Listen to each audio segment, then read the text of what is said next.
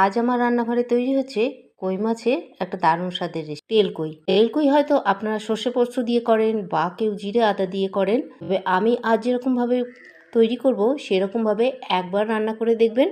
আশা করি আপনাদের খেতে খুব ভালো লাগবে। এখানে আমি 5 পিস কই মাছ নিয়ে নিয়েছি। যেহেতু রেসিপিটার নাম তেলকই, তাই আমি শুরু থেকেই একটু বেশি তেল দিয়ে রান্না করছি। কারণ মাছটা ভাজা হয়ে যাওয়ার পরও যে তেলটা থাকবে তার সঙ্গে হয়তো আরও একটু তেল দিয়ে আমি রান্নাটা করব, তবে এই মাছ ভাজার তেলটা কিন্তু আমি অবশ্যই দেবো।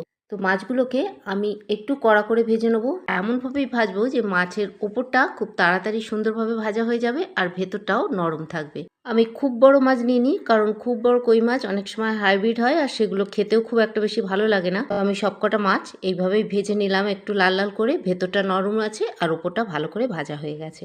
এখন এই কড়ার মধ্যে দিয়ে দিয়েছি বেশ খানিকটা তেল, আর ওই মাছের যেটুকুনি তেল বেঁচেছিল মাছ ভাজার পরে সেটুকুনি তেলও আমি এখানে দিয়ে দিয়েছি। দিয়ে দিলাম কালো জিরে ফোড়ন আর সামান্য একটু নুন, আর এখানে দিয়ে দিয়েছি আমি দুটো বড় সাইজের গ্রেট করে নেওয়া পেঁয়াজ। গ্রেভিটা আপনারা যতটা করবেন সেই হিসাবে পেঁয়াজটা আপনারা কম বেশি করে নিতে পারেন। একটা বাটির মধ্যে নিয়ে নিলাম দুটো আদার টুকরো, 1 চা চামচ জিরে আর 1/4 টিস্পুন মৌরি। আমরা যে টিস্পুনগুলো ব্যবহার করি সেই টিস্পুন নিলে 1 টিস্পুন গোটা জিরে আর 1/4 টিস্পুন মৌরি এখানে লাগবে। এবার পেঁয়াজটা বেশ ব্রাউন করে ভাজা হয়ে গেছে। এখন ওই আদা জিরে আর মৌরিটা আমি পেস্ট করে নিয়েছি, দিয়ে দিচ্ছি সেই মশলাটাও। আচ্ছা, এই মশলাটা দিয়ে কিন্তু খুব বেশিক্ষণ কষতে হবে না। গ্যাসের আঁচটাকে মিডিয়াম হাইতে রেখে জলটা শুকিয়ে যাওয়া পর্যন্ত একটু নাড়াচাড়া করে নিই। নাড়াচাড়া করার পর জলটাও শুকিয়ে গেছে, তেলটাও ছেড়ে ছেড়ে বেরিয়ে এসছে। এখন এখানে কিছু আমি ড্রাই মশলা অ্যাড করে দিচ্ছি।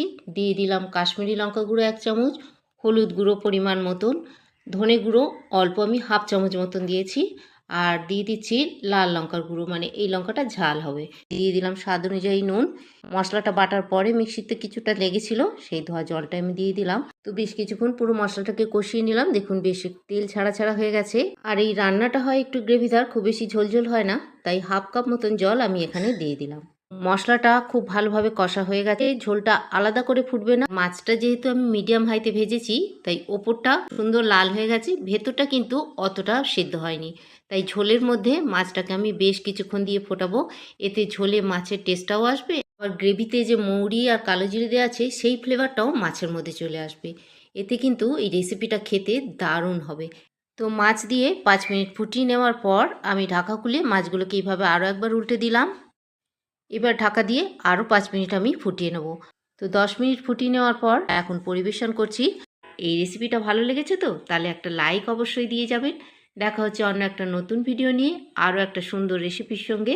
সম্পূর্ণ ভিডিওটা দেখার জন্য ধন্যবাদ।